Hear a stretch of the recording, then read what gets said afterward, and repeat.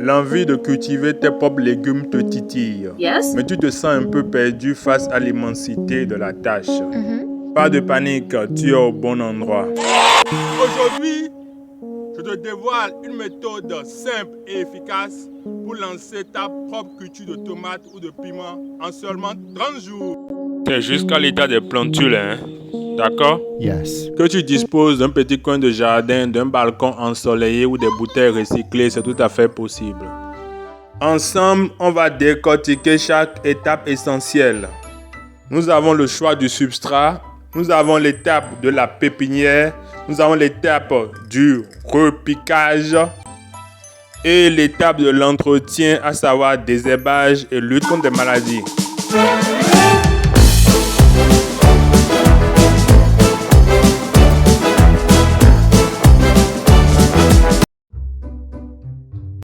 La première des choses, c'est de choisir l'endroit où tu vas planter.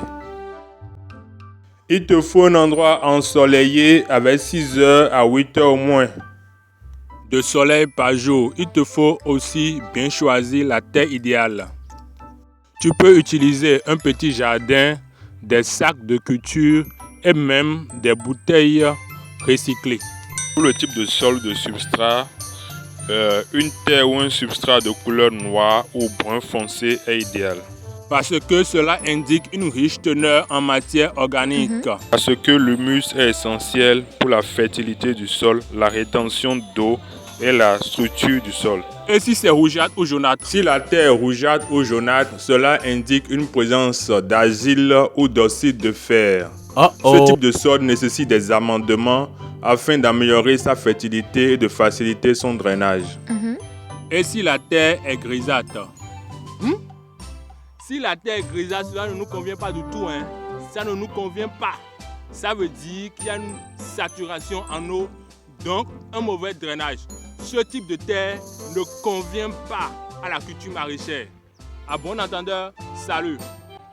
Pour ce projet, nous allons choisir une terre ou un substrat de couleur brun foncé avec une texture équilibrée, c'est-à-dire un peu sableux, un peu limoneux et un peu argileux.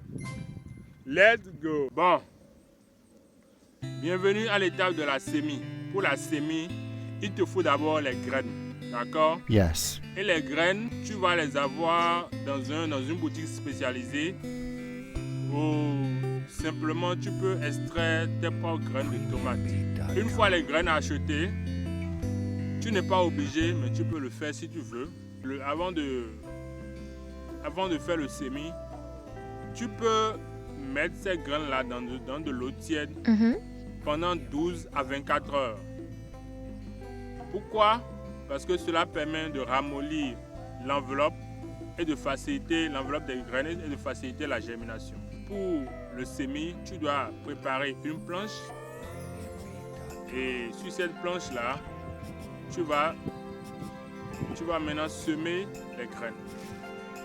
2 graines, pas poquées ou pas trop, avec une profondeur de 0,5 cm à 1 cm. Ne va pas trop loin, sinon les graines ne vont pas pousser.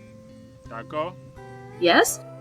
Recouvre ensuite les graines avec du terreau fin et léger.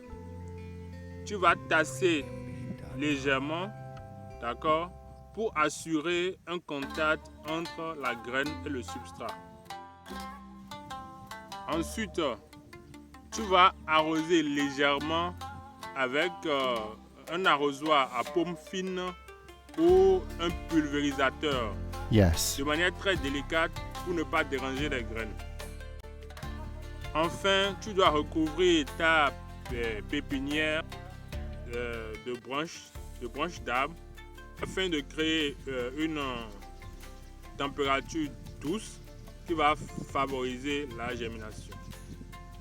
Tu vois, c'était pas du tout difficile. Oh. Il suffit simplement de veiller à garder l'humidité au sein de la pépinière ou au sein de peu importe là où tu as mis ton semis et d'être attentif aux insectes, aux rongeurs, bref, à tout élément nuisible.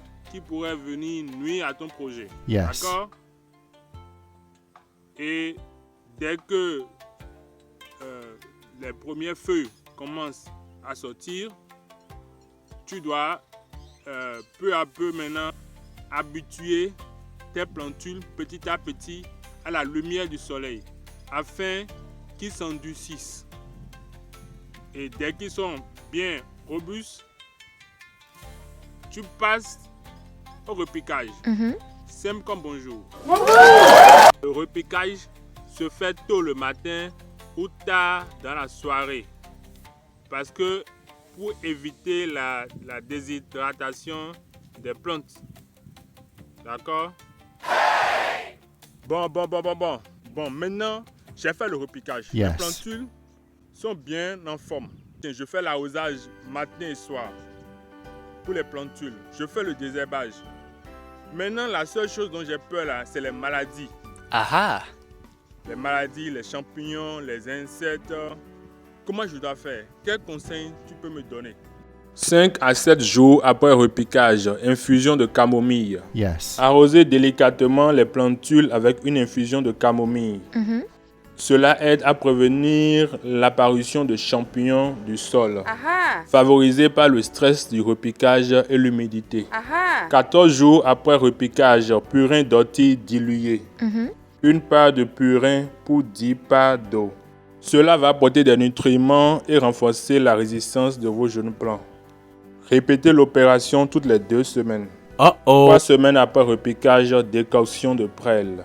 La silice contenue dans la prêle aidera à renforcer les tissus des plantes et à les protéger contre les maladies fongiques. Et si vous constatez l'apparition du mildiou, appliquez une cuillerée à café de bicarbonate de soude dans 1 litre d'eau plus du savon noir. Je tiens juste à vous rappeler que ces traitements sont tous des traitements préventifs totalement naturels, dont le but est de renforcer la solidité de vos plantes. C'est tout pour cette vidéo. Si tu as aimé, je te demande de liker, de t'abonner et de partager au grand nombre pour que ces informations-là puissent aider le maximum de personnes.